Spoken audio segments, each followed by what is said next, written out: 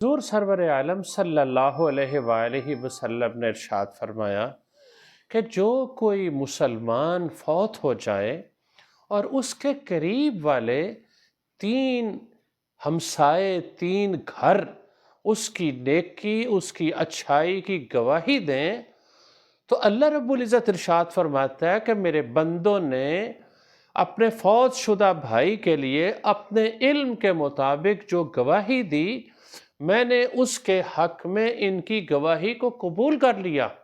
और मेरे इल्म में उस फौत शुदा की जो कमियां कोताहियां हैं, मैंने उन कमियों कोताहियों को माफ़ फरमा दिया। इससे मेरे अहबाब, अहले ईमान के जाने के बाद उनका ज़िक्र खैर करना चाहिए और ये कि ज़िंदगी में अपने हमसायों के साथ अच्छा सलूक करना चाहिए ताकि वो हमारी अच्छी यादें और अच्छी बातें हमारे बारे में ज़िक्र करें।